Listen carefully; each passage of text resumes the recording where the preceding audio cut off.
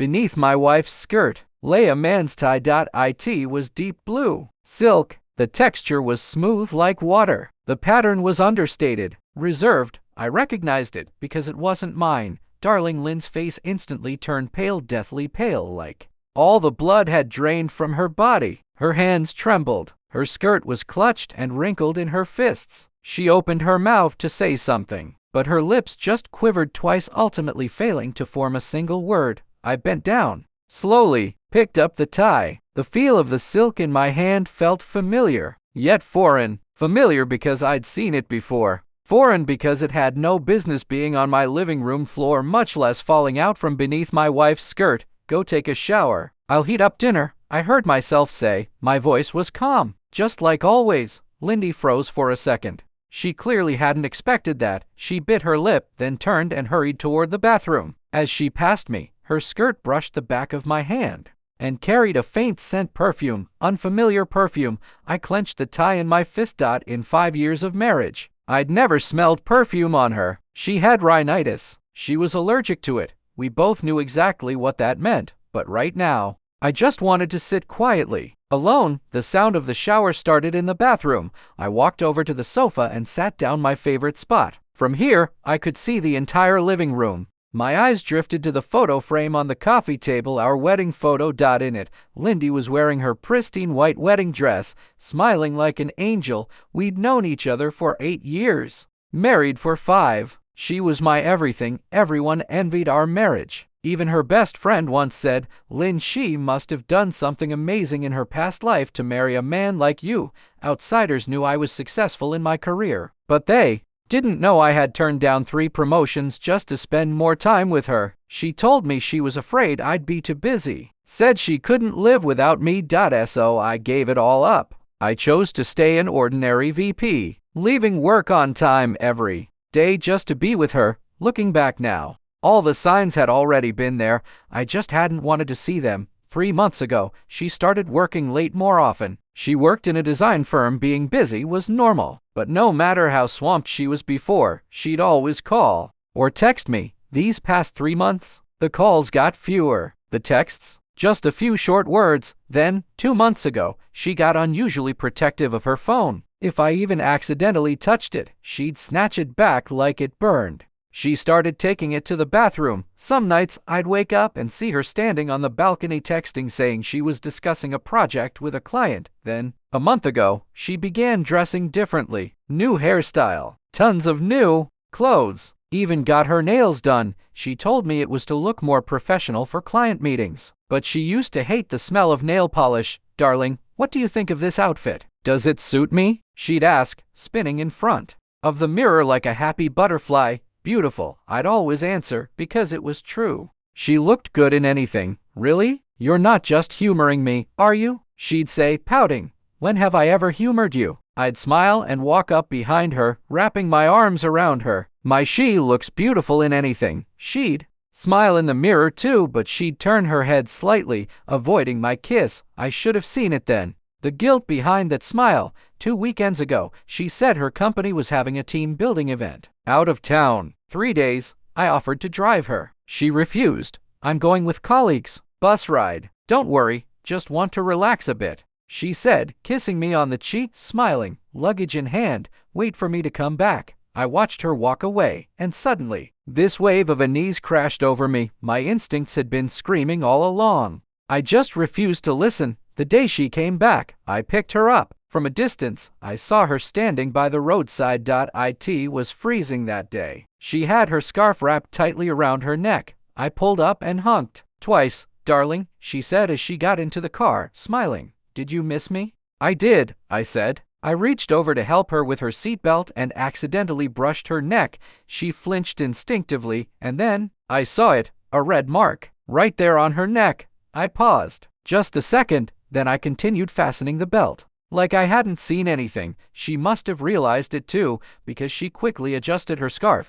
The whole drive back, she talked non-stop about the trip, the scenery, how much fun it was. But her voice, it carried this subtle, unnatural tremble. That night she said she was tired, went to bed early. I lay beside her, staring at her face in the dark. My heart was in pieces. Quietly, I grabbed her phone. It had a new password. I tried a few guesses. No luck. Just as I was about to give up, I remembered she'd changed it recently. To her birthday, her old password used to be mine. How ironic. I unlocked it, scrolled through her calls, messages. One name kept appearing, Mr. K. There were texts every day, morning till night. They seemed work-related, but something about the way they were written felt off. Too casual, too personal. I remembered him, Mr. K, a big client of her firm, a senior executive at some financial company. His name was Ming Fong. That was it. I scrolled further. A month ago, their chats were still professional, but then the tone started shifting.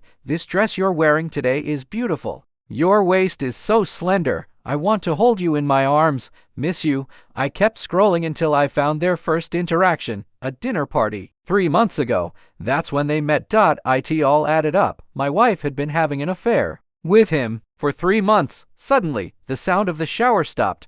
I quickly deleted the browsing history and put the phone back. She stepped out of the bathroom in her pajamas, hair still dripping. She stood there at the doorway, hesitant, like she wanted to say something. Go dry your hair. Don't catch a cold, I said. She nodded quickly and went into the bedroom. The hairdryer started up, loud, like it was trying to drown out the silence. I walked into the kitchen, turned on the gas stove, watched the blue flame rise, and I smiled. This home. A storm was brewing. This was the first time I'd ever lived a lie. Every morning I'd wake up, look at my wife sleeping soundly next to me, and imagine her in another man's arms. Those lips, slightly parted in her sleep. What sweet nothings had she whispered in his ear? Honey, what do you want to eat today? I'll make it for you. She'd chirp in the kitchen, wearing her apron. That scene used to warm my heart. Now, it made me sick. Had she made egg drop soup for him? I forced myself to stay calm. I didn't have enough proof yet. I wasn't going to just catch them. I was going to ruin them. Work's busy today. I might have to stay late, she said the next day while clearing the table, slipping on her shoes by the door. Every move was natural, like the betrayal had never happened. Okay, be safe, I said, kissing her cheek. She flinched for a second, then relaxed.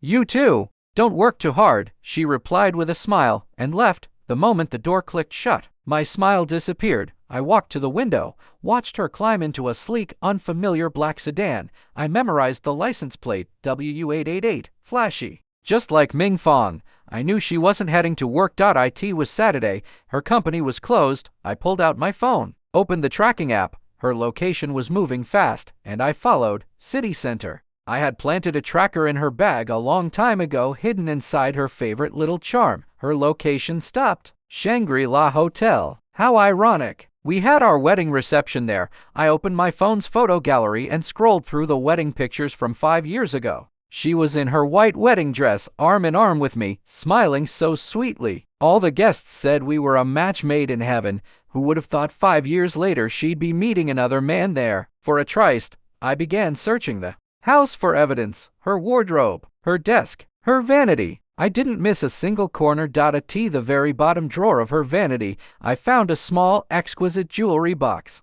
I opened it. A diamond necklace lay quietly against the velvet lining. I never bought her such expensive jewelry. She always said she didn't like flashy things. Beneath the box was a card. Happy birthday, my love. My hands were trembling. Last month had been her birthday. I'd taken the day off just to take her to her favorite Japanese restaurant. She said it was her happiest birthday ever. Turns out, she got 2 birthday gifts. I kept searching. Then, tucked inside one of her notebooks, I found a few photos. The man in the pictures looked to be in his mid-30s. Slender build, wearing an expensive-looking suit, refined, scholarly face. I had to admit, this Ming Fong was quite handsome. On the back of the photos was a date, September 15th, the exact day they first met. I opened the notebook. It was her diary. Met someone interesting today. He's special, not like the other clients who are always so standoffish. Talking to him was fun. For the first time, work felt easy. Saw him again. He invited me for afternoon tea and ordered my favorite dessert. How do you know I liked hazelnut mousse? Even my husband doesn't remember my taste. He said he likes me. What should I do? I'm married, but he makes my heart flutter like a young girl's. My husband is good to me, but it's too plain. I need some excitement. I need to feel loved. We kissed for the first time today. His kiss was so gentle, completely different from my husband's. I know this is betrayal, but I can't control myself. So this is what cheating feels like. Thrilling and sweet, every word, every sentence. It stabbed my heart like a knife. When did our marriage start to fall apart? Was it because I was too boring? Or was this just her nature? I put the notebook down and opened her laptop. I logged into her email. Just as I suspected, there they were. Dozens of suggestive emails in her inbox. The times and places of their meetings. Explicit sweet talk. All laid out, clearly recorded. The latest email? Sent yesterday. Tomorrow. 10 o'clock a.m. usual place. Can't sleep thinking of you. It was now 9:45 a.m. They should have been together right now. I grabbed my jacket and drove straight to Shangri-La Hotel. On the way, images burned through my brain. Their intimacy. My wife writhing in another man's arms, moaning with pleasure. The thought nearly drove me insane, but I had to stay calm. I had a plan, and to execute it, I had to stay calm. Arriving at the hotel, I went straight to the lobby. When the receptionist saw the wad of cash I pulled out, she quickly gave me their room number, room 2008. I took the elevator up and stood in front of the door. Room 2008. I took out my phone and hit record. Then, taking a deep breath, I used a spare key card. The door opened. The scene that greeted me made my blood run cold. Lin Shi was straddling Ming Fong's lap, her clothes half undone. They both turned toward the door, the moment frozen.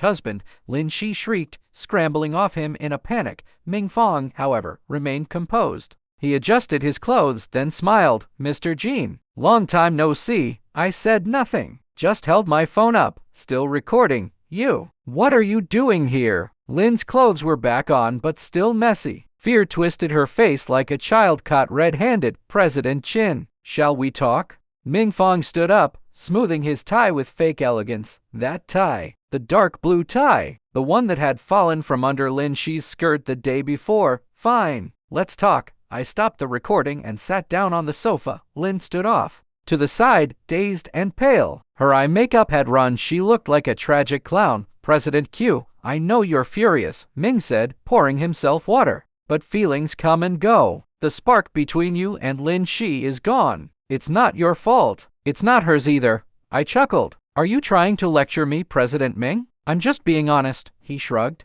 Look at Lin. She needs passion, romance, not the lukewarm water of your predictable, settled life. Honey, Lin Shi tried to speak, but I raised my hand. You don't need to say anything. Then I looked at Ming. Continue. Well, since it's come to this, why don't we part amicably? He said, flashing a smug smile. I can offer you some compensation. A severance package. Let's say 10 million. Is that all? I sneered. You trying to pay off a beggar? 20 million, he offered, raising an eyebrow. I think that's fair. You've only been married 5 years. No children. Lin Shi will be with me now. I'll take good care of her. I stood up and slowly walked toward him. President Ming, do you take me for a pushover? Well, aren't you? He said, smirking. You found out your wife's cheating, and you didn't even make a peep. Spineless. A loser. Lin Shi's the one suffering being with you. Is that so? I suddenly grabbed his tie, yanked it hard. His face flushed as he struggled to breathe. Let go. He gasped, pushing at me. Honey, what are you doing? Lin Shi screamed, lunging toward me. I released the tie and watched Ming cough violently. This tie. It's your favorite, isn't it? How did it end up at my place yesterday? You. His face changed. And this. I played the recording on my phone. You just offered me 20 million. That sounded a lot like attempted bribery, didn't it? You recorded me. His voice trembled. Not just that, I said. I opened my photo gallery. Take a look. These aren't bad, are they? Photos. Dozens of them at cafes, hotels, private clubs. Each one clearly showing their intimacy. You spied on me. Lin Shi's face went deathly pale. What did you expect? I snapped. Did you think I was an idiot? What do you want? Ming Fong finally panicked. It's very simple. I pulled out a folder. Recognize this? It's evidence of insider trading at your company, President Ming. Your creative accounting was clever, but you still left a trail. Ming Fong's face turned purple.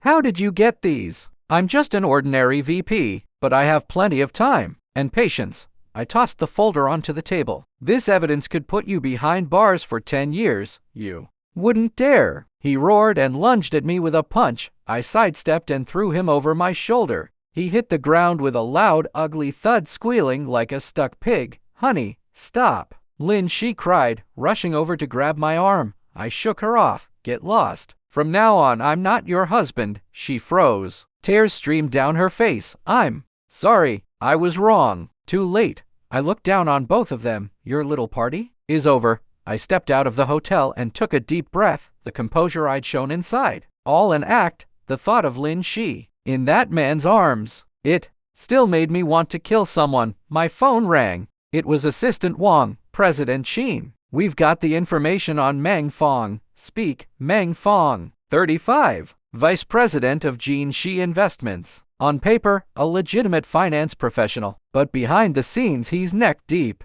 in insider trading, and most importantly, he's married. I sneered. Keep digging. Uncover everything. Yes, President Shin. But Wang hesitated. Are you sure you want to go through with this? What? You think I should forgive them? No, it's just, if Madame Lin finds out the truth, she already knows. I cut him off coldly. She knew Ming Fong was married. She knew everything. I was the other woman, and yet she still willingly climbed into his bed. Assistant Wang fell silent. Keep investigating. Don't miss a single detail. I hung up and opened the Notes app on my phone. On it were the steps of my revenge plan: collect evidence of Meng Fong's crimes, find proof of his affairs with other women, turn his business partners against him, make his wife aware of the truth, wait for him to self-destruct. The plan was all ready. At step 3, yesterday, I contacted several of Meng Fong's partners. They'd long been dissatisfied with his tyrannical ways but hadn't dared oppose him due to their business ties. I offered them a better alternative: cooperate with me, and I'd guarantee their interests wouldn't suffer. In exchange, they had to help me by handing over all the evidence of Meng Fong's illegal activities.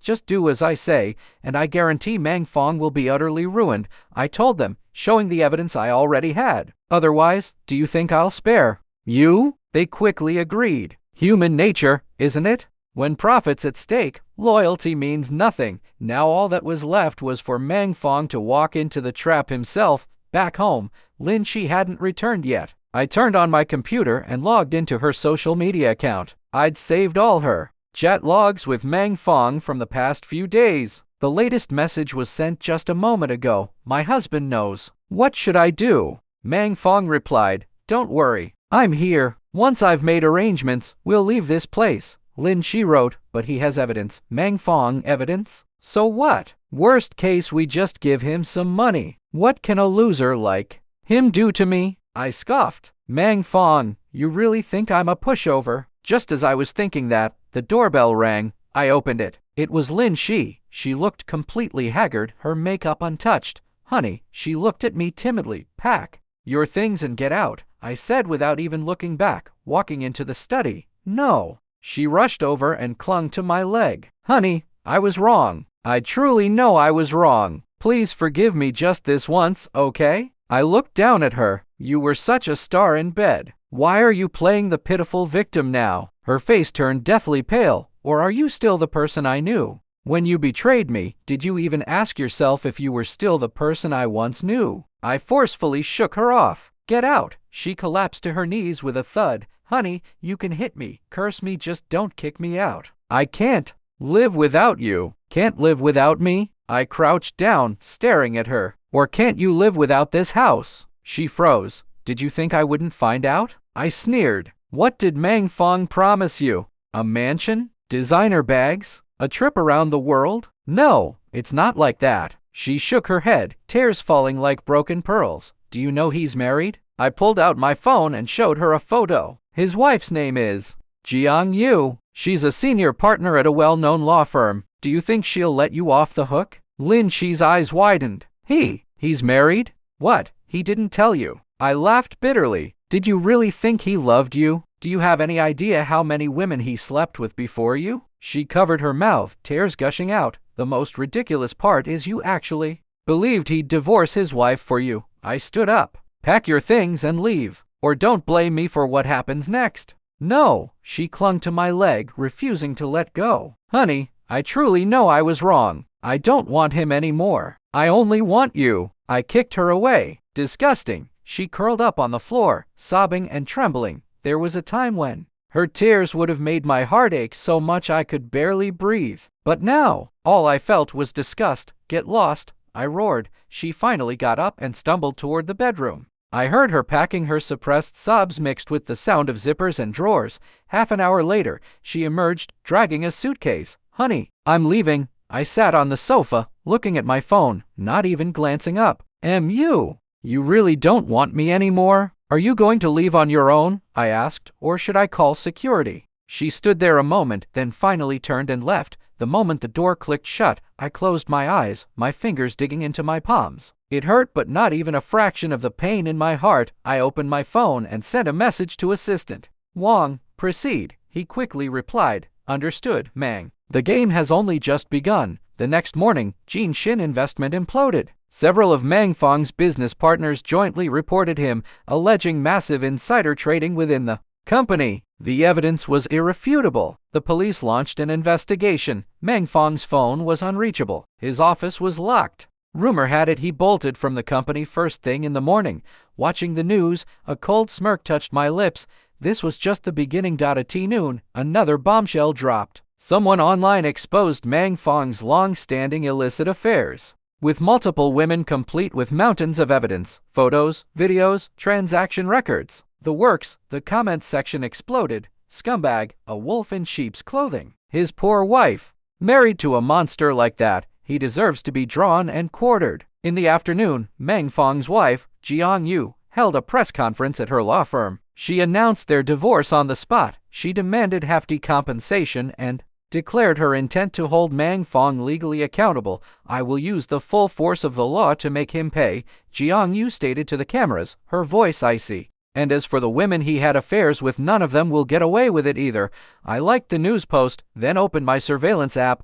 Lin Shi's GPS showed her at a coffee shop. I switched to another feed, a live view of the interior. She was huddled in a corner on the phone. I couldn't hear the conversation, but her expression screamed panic. It had to be Mang Fong on the other end. It seemed he had bigger problems than her now. Sure enough, Lin Shi soon started crying. She mumbled something while wiping her tears, then angrily ended the call. Silly woman. Only realizing now that she's been played, I put my phone away and called Assistant Wong. Is everything set? All set, Mr. Chen, he replied. Lawyer Jiang has agreed. She'll meet with Mrs. Lin tomorrow to talk. Good. I hung up and leaned back in my chair. Revenge felt good. So damn good. At T9 that night, Lin Shi suddenly showed up on my doorstep again. She looked utterly drained, her eyes swollen like peaches from crying. Hubby, she whimpered, looking at me pitifully. Can I come in? I sized her up. What is it? I want to talk to you.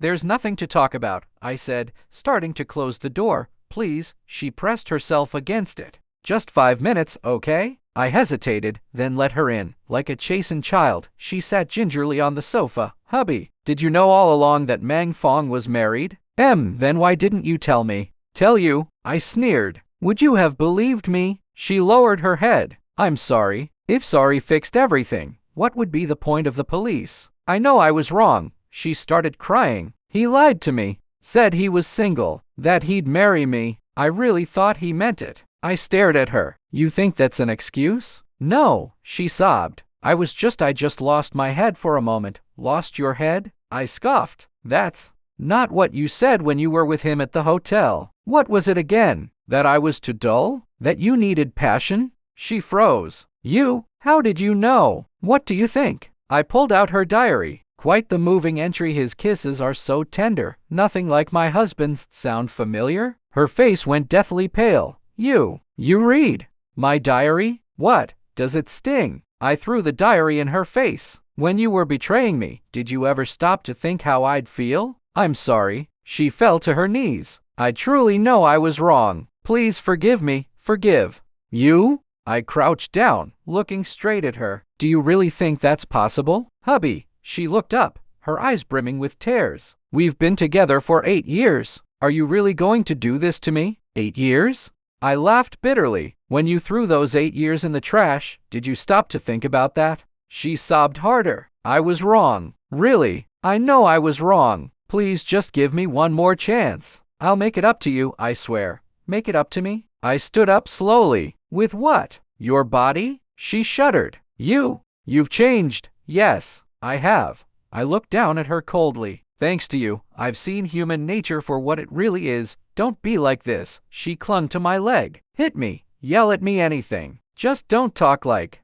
this. I shook her off. Disgusting. You think this will make me forgive you? Then what do you want me to do? She looked up, her eyes suddenly turning vicious. You're just getting back at me, aren't you? Today's news, that was you, wasn't it? I smiled. Finally, showing your true colors. It was you, wasn't it? She shrieked, her voice hysterical. You set him up on purpose just to get back at me. That's right, I said, watching her crazed expression. What? Feeling sorry for your lover boy now? You've gone too far. She screamed and lunged at me. What right? Do you have to do this to him? He's 100 times the man you are. I grabbed her wrist. Oh yeah? Then go find him. What's wrong? Did he dump you? Her face twisted. Shut up. So he really did dump you. I let go of her. He can barely save his own skin right now. What makes you think he has time for you? You're so cruel, she cried, covering her face. You deliberately set out to destroy us. I destroyed you, I sneered. You brought this on yourselves. You have to face the consequences.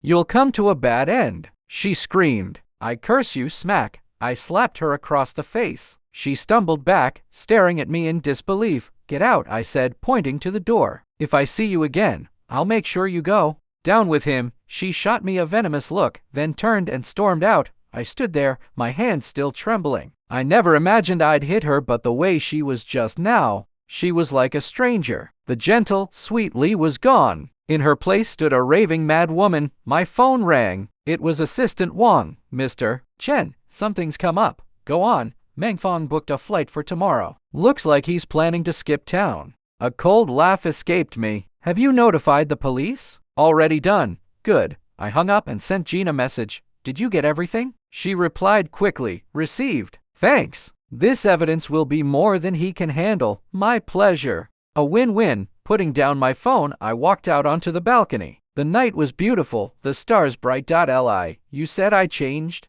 I'll show you just how much more ruthless I can be. The moment the news aired, it was everywhere. Meng Fong, vice president of Jinzine Investments, has been arrested by the police on suspicion of insider trading. The case is under further investigation. I turned off the TV and called Assistant Wang. How are things progressing? Everything's going according to plan. Meng Fong's assets have been frozen and his overseas accounts have been locked down. What about his wife? Lawyer Jiang has already filed for divorce, demanding a division of assets. The compensation claim alone is 200 million. I chuckled. Can he still keep up the act? Completely broken down, Assistant Wang said. Heard he's in the detention. Sent her crying like a baby, screaming he's been framed. Framed? I scoffed. The evidence is irrefutable. What more can he say? Oh, Mr. About Mrs. Lin. What about her? She's been waiting for you at the company entrance. I glanced at the heavy rain outside. How long? Since this morning. 6 hours now. I walked to the window. Sure enough, she was standing there drenched to the bone like a drowned rat.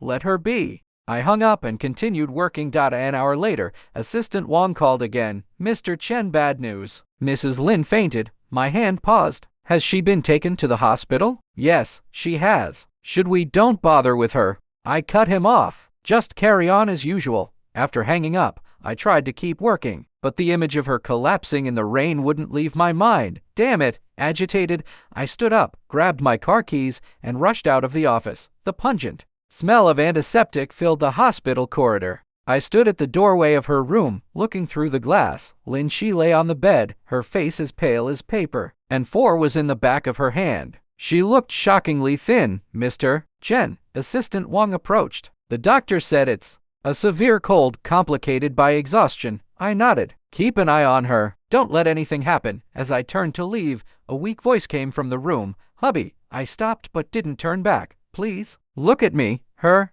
voice was laced with tears. I turned around slowly, looking at her haggard face. What is it? You came. She struggled to sit up, tugging at the fur line. You still care about me, don't you? You're overthinking it, I said coldly. I just don't want you dying at my company's entrance. It would be bad for business. Tears instantly welled in her eyes. Do you really not care about our past at all? Our past? I laughed bitterly. When you were in bed with Mang Fong, did you think about our past then? She trembled. I'm sorry. I truly know I was wrong. Save it. I turned to leave. Don't go. She shrieked, her voice tearing. Please don't go. As she spoke, she actually tried to pull out her IV. What do you think you're doing? I rushed over and grabbed her hand. Don't go. She sobbed, hugging my waist, burying her face in my chest. Don't leave me. I smelled the antiseptic in her hair, felt a surge of irritation. Let go. No. She held on tighter. Not unless you forgive me. You think that's possible? I pried her arms off me. Give up. We're over. No. She suddenly flew into a rage, clawing at my face. You can't do this to me. What right do you have to treat me like this? A nurse, hearing the commotion, rushed in. What's going on? Nothing, I said, restraining her flailing hands. Give her a sedative. No, she screamed, struggling. Chen Lang, I hope you die a horrible death, you devil. The nurse gave her the injection. Soon, her struggles weakened, and she finally fell unconscious. I straightened my clothes. My face was stinging. In the mirror, a few bloody scratches were alarmingly visible. Mr. Chen, Assistant Wang started, then hesitated. Keep an eye on her, I said. Don't let her try anything stupid. Leaving the hospital, I lit a cigarette. The rain was still falling, but I no longer felt the cold. The next day, Mang Fong's case made the headlines. The police announced that, besides insider trading, he had committed multiple other financial crimes, amounts involved exceeding 1 billion. Most shockingly, he was found to have illicit dealings with several officials. Now things were really heating up. Mang Fong had a complete breakdown in the detention center. Attempted suicide. Failed. His wife, Jiang Yu, held a press conference. Tearfully denouncing his misdeeds, he not only betrayed me but also defiled our love, she said, wiping her tears. I will make him pay. I liked that news story, I murmured, then opened another video, footage of Lin Shi and Mang Fong in bed. The two were scantily clad. The footage was explicit. Time and place of recording? Crystal clear. This was my trump card. I hit send and the video appeared on major online forums. In less than half an hour, it was trending. Famous designer's affair with finance exec, intimate photos leaked. So they were lovers after all. What a despicable pair. Support lawyer Jean. Boycott the homewrecker. I turned off my phone and leaned back in my chair. Revenge felt damn good. That evening, Assistant Wang called. Mrs. Lin saw the video. She went ballistic. Demanded to see you. Said you've ruined her. The nurses barely managed to restrain her. I smirked. So she finally knows what it means to be ruined. But Mr. Chen, isn't this a bit too? What, you think I'm too cruel? I said icily. Then tell me, when she ripped my heart to shreds, did she ever consider the consequences? Assistant Wang fell silent. Keep watching her, I said. Don't let her die. Death would be too easy for her. After hanging up, I opened my computer. Lin Shi's social media accounts were on screen, already overrun. All sorts of vile comments were everywhere. Shameless homewrecker. Serves you right. Women like her should be drowned in a pig cage. Her company also issued a statement distancing themselves from her. They announced her contract had been terminated. Overnight, she lost everything. Her career, reputation, future, all gone. Ding. A message appeared on my phone. It was from Lin Shi. Chen Lang. You so cruel, she said. I replied, the feeling's mutual. Do you hate me that much? She asked.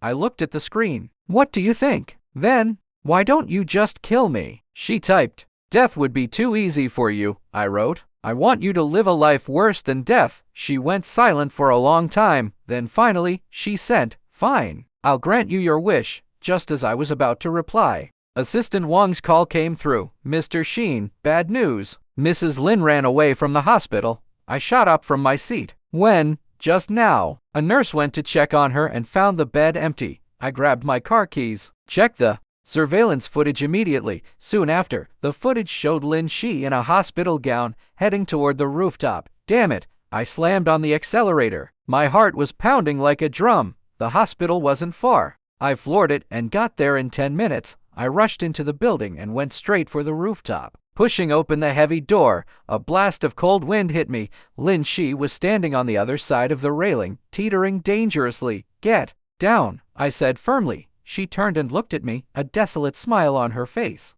What? Afraid you won't get your revenge if I die? She asked. You think I'd be upset if you died? I sneered. You think too highly of yourself. Yeah. What am I? She asked bitterly. Just a toy you discard after you're done with it? You're wrong. I walked toward her, step by step. You're not even as good as a toy. At least a toy doesn't betray its owner. Tears streamed down her face. Chen Lang. You've changed. You weren't like this before. Yes, I've changed, I said, now standing just behind her. Thanks to you, I've seen human nature for what it is. I'm sorry. She sobbed. Her shoulders shook uncontrollably. I really know I was wrong. Too late, I said coldly. Get down. Don't make a spectacle of yourself here. No, she suddenly screamed. Don't think you can humiliate me again. I'll die to show you. With that, she let go of the railing. My reflexes kicked in. I lunged forward and grabbed her arm. She struggled hard, trying to break free. Let go. Let me die. You think dying will end it? I yanked her back forcefully. It's not that easy. She thrashed against me like a madwoman. Let go of me, you devil. Why are you doing this to me? I let her vent, let her scream and cry until she was completely exhausted and finally collapsed limply in my arms. Why? She sobbed breathlessly. Why are you tormenting me like this? Because, I whispered in her ear, this is the price of betrayal. A month later, I was reading the newspaper. Ming Fong, former vice president of Jinshi Investments, sentenced to 15 years. 1 billion yuan in illegal gains confiscated. The article was accompanied by a photo of him, handcuffed, being escorted into a prison van. The once dapper financial prodigy, now just another convict, utterly dejected. I set the paper down and opened my email. Pinned at the top was the divorce agreement from Jiang Yu. The divorce had gone through. Most of Ming Fong's assets had been awarded to her. Perfect. Happy endings all around. Assistant Wang came in. Mr. Chen, an update on Mrs. Lin. Would you like to hear it? I nodded. She's still in the mental hospital. The doctors say she has severe depression. Often mutters to herself that she's terribly sorry, that she's wronged you. I flipped through a file. Keep an eye on her. Don't let her die. Yes, sir. He hesitated before continuing. Also, her parents came looking for you. I know. I cut him off. I've given them the money they were due. But in this lifetime, she and I are finished. No more TIs. Assistant. Wang nodded and turned to leave. I opened a drawer and looked inside. A deep blue silk tie already cut to shreds. Just like my heart, our wedding photo was still on the desk, covered in a fine layer of dust. In it, we were smiling so sweetly. Who could have imagined it would end like this? Ring, ring. The phone rang again. Mister, it's bad. Mrs. Lin, she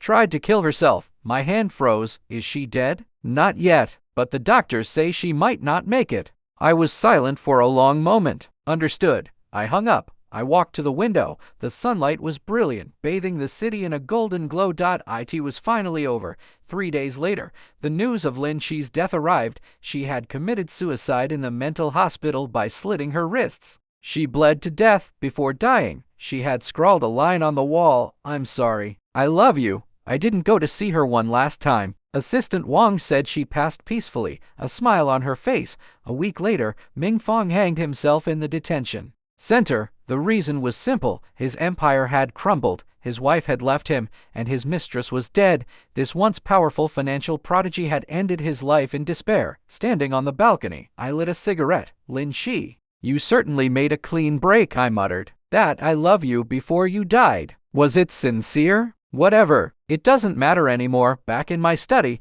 I opened the safe. Inside was a photo from our honeymoon. In it, she was leaning on my shoulder, smiling like a child. I tore the photo to pieces and threw it in the trash. It was time to move on. That evening, I opened my laptop and sent Assistant Wang an email. My resignation letter is in your inbox. Hand over subsequent work to Manager Lee. The company is in your hands now. After sending the email, I shut down the computer and packed my bags. It was time to start a new life. As for the love we once shared, let it rot in the depths of my heart.